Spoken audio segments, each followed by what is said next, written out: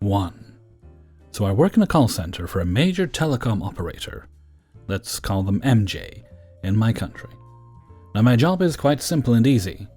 Call newly subscribed customers and ask them how installation was done to their liking, and the contract is like they asked for. Now this customer, Maria, is a new customer and is on my list to get a call. She got a pretty awesome service package for a great price, plus a free 32-inch TV, and 1 month free service and free sports channel for 12 months. And I get to call her. Hi, my name is IDS1998, and I'm calling from MJ about your recent subscription to our service, and to make sure you're happy with the service. Oh, hello, I'm very happy. Better than insert major telecom number 2 here. But my daughters they don't have enough internet on cell phone. Okay, let's check your daughter's cell phone plan. I see here both your daughters have 10 gigabytes for normal navigation, plus 15 gigabytes for social networks, and 5 gigabytes for YouTube and 5 gigabytes for Netflix. Could you tell me where they're lacking internet? I think it was Facebook. I see your daughters were using around 10 gigabytes of mobile data on WhatsApp, and 5 on Facebook, so as to make you even happier, I will apply 5 gigabytes more free of charge for 24 months of contract. Does that sound good? Now this extra 5 gigabytes I'm giving out of goodwill, and is not company policy, but they give my job a free use policy to make the customer happy, as long as it's reasonable and not abusive and doesn't affect the value of the contract. I don't think 5 gigabytes is enough, make it 20 gigabytes. I'm sorry, miss. Maria, I'm not able to do that. Using 15 gigabytes in just 1 week in Facebook and WhatsApp is a bit much. What I can do, if this is not to your liking, is make both your daughter's numbers unlimited mobile data for just €10 extra a month for both phones as a special offer. Does this sound better? Now this officer is using the policy to make the customer happy and for me to go to bed for the day, and already cleared with my SPV if I could apply this offer. I would like to pay the same amount but unlimited internet for 10 more euros, which sounds good for the happiness of my little angels. Alright, your contract is being changed and both your daughters will have the new data plan activated in around an hour. Sounds great. So how are you going to refund me for the time I didn't have this contract? I'm sorry, what refund? Your service is not working correctly? It is, but before I hadn't had unlimited, and I had to listen to my daughters complain that they didn't have internet on the cell phone, and I would like to have a refund on my first bill. I was in shock with this, so it took me a moment to get myself together. So your service was great, there wasn't a problem with the service, and you want a refund for 1 week for bad contract that wasn't aligned to your case. At this point, I was going to give her €10 just so I could go to bed, as my work doesn't pay extra hours, even though we go over the work's hours on a regular basis. We get bank hours to use when we miss work, so it evens out. Don't be silly, I want the whole month, obviously. Miss Maria, that's not possible. This was as a result of high data usage from your daughters. The company provided the service that was in the contract. Well, if you can't find a way to make me happy on this request, I'm afraid I will have to cancel your contract. Miss Maria, just to make sure, you want to cancel your contract with our company because we won't give you a free month of service, although you already have 1 month free. That is correct. Don't you SVP say the customer is always right? I'm sorry, Miss Maria, I can't give you another free month on top of what you already have, because we gave you the service that you were contracted for. Do you still wish to cancel your service? Yes, I am. Also, I would like your name and company ID to make a complaint about you being so bad with customers. I will connect your call with the Department of Cancellation, and my name is IDS1998. As for company ID, I can't provide that information. It's private info. I am sorry. I want your company ID before you transfer the call. I'm sorry, company ID can't be provided to customers. To make a complaint, only the name and time of the call is needed. It states so on our website. Ugh, just transfer the call. Your colleague will comply with my request, you good for nothing. I am going to transfer the call. The call was transferred and my colleague was having nothing of it and just started cancelling the contract before talking to the customer. I read the internal report on the situation as there was a formal complaint. The action of both me and my colleague was fine, but I should not have offered unlimited internet for €5 each phone. but should have for €6. Contract was cancelled. Miss Maria lost all offers and, best of all, had to pay €500 for early termination fee and €320 for installation of service. 2. Several years ago, my ex-husband, our son, and I, all pregnant, lived in a fairly well-off town. We weren't rich or even middle class at the time. More like upper-low class, living in a low-class apartment. He thought he was good with money, but he really isn't. He has ideas because his dad is an accountant, but he had no actual practical knowledge.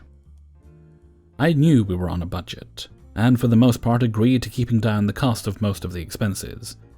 The only exception in my eyes was the food budget. I would try to spend $600 a month on food for the 3.5 of us. And this was still what I considered on the low end. For example, friends of ours, just a couple with no dependents, would spend about $800 to $900 on groceries, while my ex-in-laws would spend about $1,200 to $1,500 on groceries for 3 or 4 people. We had a young child and a baby on the way. Cutting out food wasn't an option. Kid is hungry. Kid needs to eat. As a pregnant woman, I did eat for my child and I, but I didn't splurge on treats for my cravings. I knew we had bills to pay, and that my financially anal ex-husband would be upset if I ate away our food budget due to a craving. My ex-husband would frequently complain, over several years, how we'd spend too much money on groceries. He mentioned a couple times per month that $600 per month was too much. We needed to reduce our food budget to $150 a month. I tried to show him grocery receipts. I tried showing him flyers and online ads. He still maintained that we could survive off $150 in groceries each month. He was adamant. He was sure. He was positive that I was just making things difficult. I wasn't the only one to tell him that he was wrong. As stated, I was pregnant, which means hormonal. I'd had enough, so here's where the malicious compliance comes in. Okay, I've had enough of this. Tomorrow is the start of a new month. I haven't gone grocery shopping in a week. Give me $150 in cash and I will feed us for the month. Really? Okay, I'll bring home the cash tomorrow. I spent the rest of the evening searching for every single coupon I could find. Fun fact, Americans have this system where if you spend a coupon at a certain grocery store, you could buy an item for 10 to 50 cents, however. We don't live in the US. Our coupons pale in comparison. I searched for all the deals. I wrote down a list of items we needed, what store had what item for what price, and noted if I had a coupon or not. FYI, I generally did something similar to this anyway, but I just expanded my search to a couple extra stores. The following day, I was given $150 from my ex. I waddled my pregnant butt around 4 different grocery stores, grabbing all the food we normally eat. When I got home, I spent approximately $145 of our oh-so-generous food budget on the first day of the month. I was proud of myself. I had budgeted so well. I showed my ex-husband all the food I bought and all the receipts.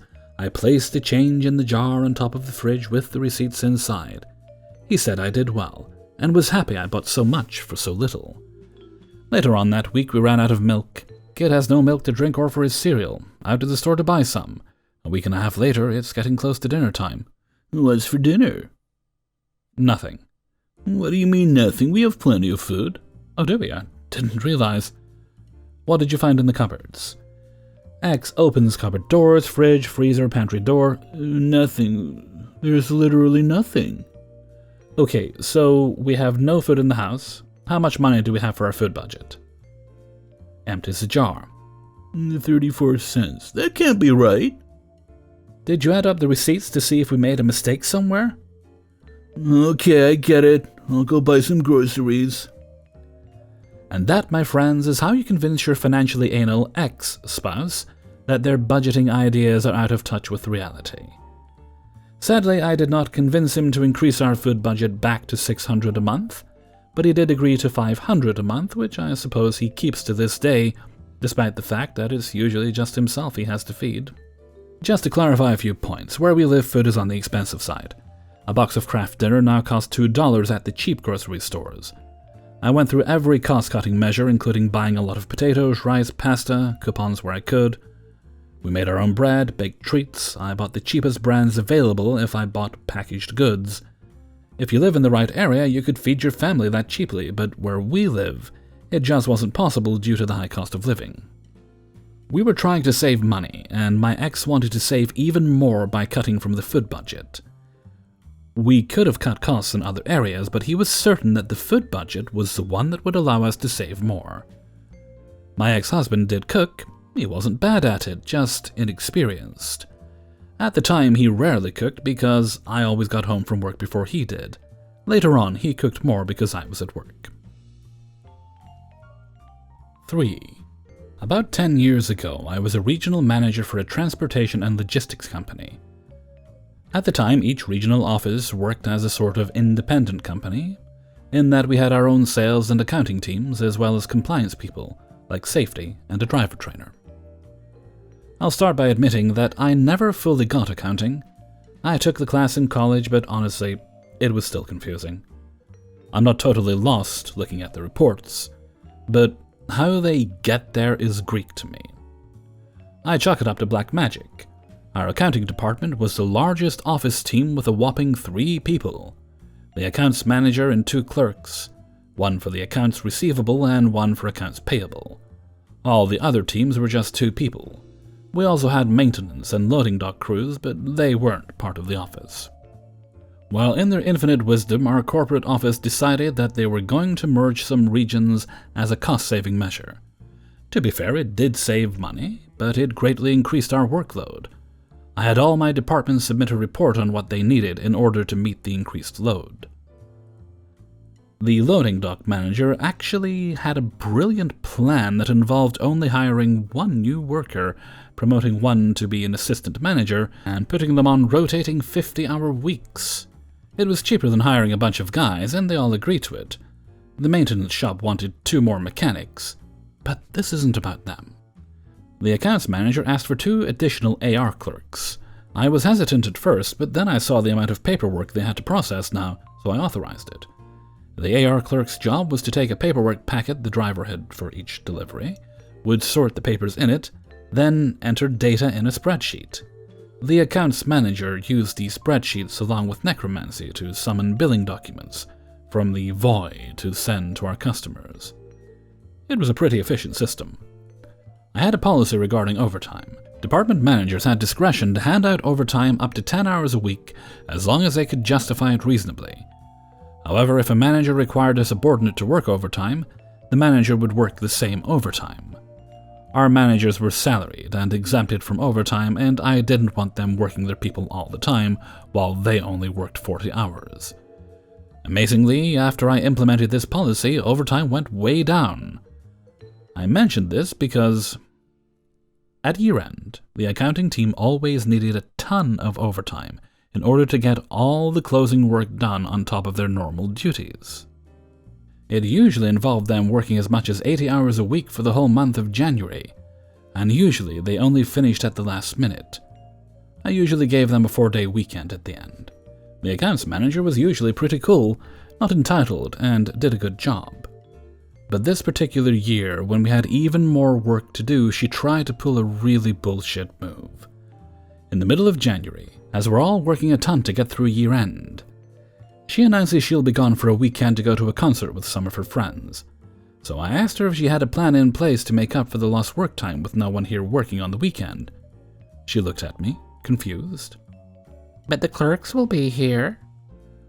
"Only if you are too. You are familiar with my policy. I'm okay with you taking the weekend off, but I need to know that all the year-end work will be done in time." "I do have a plan. They are working the weekend to cover for my absence." To be fair, her clerks probably didn't care, and I would have been willing to ease up on the policy in this case, because she usually was pretty good about this stuff. However, her tone completely changed that. I'm easygoing, but my subordinates do not dictate to me how things are going to be, and I told her as much. I finished with, "Either you're working this weekend or none of you are. Let me know by the end of the day." In the end, she couldn't figure out a reasonable way to make up for the lost time, and she was at the office with her team. I was there too, because my policy applied to me as well. The only exception I gave myself was the loading dock crew, because there will always be someone there on overtime. The accounts manager was pretty cold towards me the whole time, and on Sunday, she informs me that I ruined her weekend. I considered pulling her aside to let her know sorting through driver paperwork for 12 hours a day wasn't my weekend plan either, but instead just nodded and said, "That sucks." A few weeks later, she did apologize for her behavior, and I told her I was sorry she missed her concert. And that, unfortunately, is part of working life. Sometimes we miss out on things. Funny enough, she said that her friends thought the concert sucked really bad, and even told her she was lucky she didn't have to go. 4. I worked for a small independent greengrocers that had a boom of business during the first lockdown, and so brought me on to help deal with orders, organizing their website, and general admin. I'm the sort of person who likes to get stuck into things whenever I work, and so slowly, I started doing bits that were not really my job description but helped other staff out. One of these roles was to put stock away and to rotate it in the fridges. Every morning we would get a delivery of fresh fruit and veg. I'm talking about 6 pallets worth of stuff. I would have to go through it, take it to the correct fridge, and basically put it behind the older stuff, so that the shelves were being stocked with the oldest produce first. Now, the manager of the company liked to think he knew exactly what was going to sell every day and would frequently overbuy certain products. This meant that in order to fit everything in, I sometimes had to reorganize where things went. To clarify, the fridge was small. You walked in and could move in an L shape while seeing all produce pretty much at all times. There was nowhere that couldn't be seen if you moved further into the fridge and simply looked. Because of the overbuying, lots of produce was stuck in the fridge for days and days and resulted in it going bad. What didn't help was that the manager decided that any orders that came in would not get picked from what was in the fridge, it would be picked from the pallets. So we had very little stock movement coming out of the fridge, but loads of produce going in. One Monday morning I come in, I didn't work weekends, to find 3 pallets worth of rotting produce that the manager has taken out of the fridge on the Saturday, and left to sit in the yard behind the shop for me to see. He claimed that I had been hiding the produce so the shop assistants were not able to stock the shelves with the older produce, and this resulted in a lot of waste. I took a quick look at the stuff, and as expected, it was the products that had been overbought. I tried to say as nicely as possible that there was no way that I could have hidden it, and the only reason a lot of it was wasted was because we had too much to begin with. But the manager could never be wrong, so he told me from now on not to put any stock away unless he approved it. Cue compliance. Next day I come in, and it's a scorcher. Very hot for the UK, one of the hottest of the year. I see the stock sat outside on pallets, and can even see some of it sweating already, despite only being out about 15 minutes before I arrived. Normally, I would get straight on it and start putting it away. But I had not been asked to yet, so I went up to the office and got on with some admin. Turns out the manager had an appointment that day until around lunchtime, approximately 5 hours after I arrived, and turned up to find 5 pallets of produce, around 4,000 in value, all nicely baking in the sun. The smell was not great.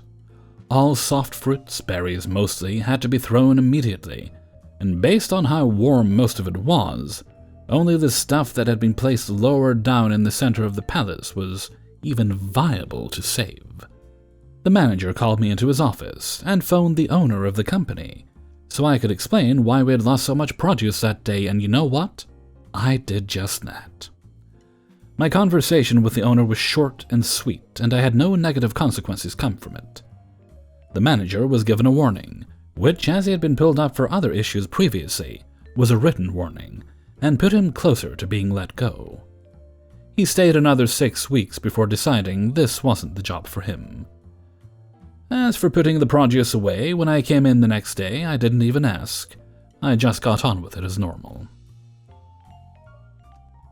5. This was way back in primary school. I was in 5th grade, and was very book nerdy. My parents were book nerds themselves. The holy book in our house was The Lord of the Rings. I, of course, read that with a little help, The Hobbit and all of the Harry Potter books that came out by then. For my present on my 9th birthday, my parents bought me a Biology and Sciences encyclopedia, which was a series of not that heavy, yet not that childish, the drawings were pretty detailed and gruesome, books on various different subjects. I was encouraged to continue my book reading during classes by most teachers, as the principal herself was very pro-self-teaching and all that. There was one teacher, though, I'll call her Rita, that hated me for ignoring her in class and reading, even though I was allowed. I was always getting grades in the high 90s, so she really couldn't do much. The thing is, I loved her class, as she was teaching about sciences, which was my favorite subject. Never bothered her class, always answered her pop questions meant to throw me off with respect, and was correct most of the time. I was seeing that as a challenge, and she even received praises from my parents to the principal for challenging me so. On the end of 5th grade, we received a project to conduct a study on our favorite animal and show it to the class. Now, this being primary school, you'd probably expect dogs, horses, cats, maybe something from a zoo, like a lion or a tiger. Me being the book nerdy type, looked up interesting animals on my encyclopedia and found the albatross. With a wingspan of 3.7 meters, 12 feet for my Western friends, it was majestic in its pictures, describing its aerodynamics and habitats. So that's what I wrote about.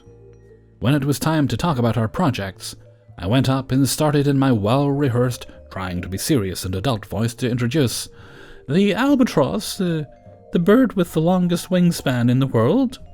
Not one sentence after, Rita cuts me off and declares, "Sit down, kid, there's no such animal, and clearly you haven't prepared at all. It's a 0 for you, and learn to study instead of reading your fantasy books." I was shocked. Never in my, albeit short, life was I humiliated like that. I answered without thinking, "What? No, you're wrong. The albatross is a real bird." "Oh, you think you know more than your teacher? Fine then, Mr. Know-it-all. Show us proof." "It's in my book at home." "Of course it is. You know what? Why don't you come tomorrow with your little book and show us all how stupid you are?" At this point I was crying, and most of the kids were laughing at me. I don't blame them. It's freaking primary school, and a kid is being humiliated in front of everyone. I might have laughed. Was it someone else? I couldn't stay in class and ran home from school. It was right on the other side of the road, and back then, kids above 9 were not uncommon crossing roads by themselves. My parents were called and rushed home from work, worrying, just to find me crying and hugging my dog, Nala, and holding my biology encyclopedia. After calming me down and promising me I wasn't in trouble for running home from school, they heard my story and immediately called the principal and told her everything. Of course, she heard a very different story from Rita, but she agreed with my parents that it was highly unusual for an 11-year-old book nerd with high grades and no problems with behavior to run away from school. So she made an agreement with me and my parents. If she wants you to prove her wrong in front of everyone, that's what she'll get. The day after, I was entering class sheepishly with my book as a shield to hide my face behind. Before class started, there was an announcement that called all kids and staff to the central courtyard for a lecture. This was not that unusual, but no one expected that at 8 a.m. Most of the time, it was called during or right after lunch break. We went out, and there was my principal, the janitor, with a mic and amp, and Mrs. Rita herself smiling daggers at me. Behind them was a black tarp-covered stand. As everyone settled down, the principal called, "OP, can you please come up? Everyone, this is OP from Class E2, and he has a very special animal to talk about." Some polite clapping, and the principal hands me the mic. I start giving my lecture, doing my best to keep my voice steady, and as I do so, the principal stops me. "Principal," taking out a different mic, "Wait a second, OP, I think some people here don't know that albatrosses are real. Do you have any proof?" "Yes, ma'am. I've brought the book like Miss Rita asked me to." "Well, that's good and all, but not every book is considered factual. What kind of book have you brought? An encyclopedia about biology, showing the book to everyone. Well, that's a very good book to have, but OP, I think some people, maybe even our Miss Rita here, can't see the book from that far. How about we show them a picture? At this point, both the principal and the janitor pulled on the tarp, revealing a large picture hastily plastered to a board of the albatross. This was rewarded with claps and oohs from the crowd, though I felt mine was the loudest. The principal smiles at me. How about this, OP? I know you'd love to tell everyone about your bird. Would you like to write on this board and we'll place it in your class? I smiled back yes and nodded enthusiastically. I never saw Ms. Rita after that year. P.S. Years later, my parents filled me in on their side of the story and told me that the principal ordered Rita to apologize to my parents and to personally print and post the picture on the board, or she would be fired. I imagine the hours she had wasted looking it up. That was way before Wikipedia, getting a photo of the albatross and making that sign always cheers me up. Hey everybody, Hellfreezer here, and thank you very much for listening to Revenge is Ice Cream, episode 92. And thank you very much to everybody who allowed me to use their stories in this video. If you enjoyed the video, then please do like, subscribe, and dance the bolero. Or any dance you choose, but please do so in a safe fashion and make sure there are no monkeys nearby. Monkeys are known to find dancing infectious, and we don't want to make them sick. I have no idea what I'm talking about. I'm not a monkey expert. Right, this goes up on Monday. That will be, what date will that be? Monday, Batman, 23rd, okay.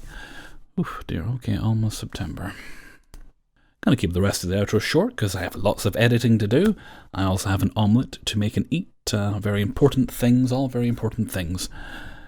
And with that, I'm gonna head off for now. So until next time, thank you very much for listening, and take very good care of yourself.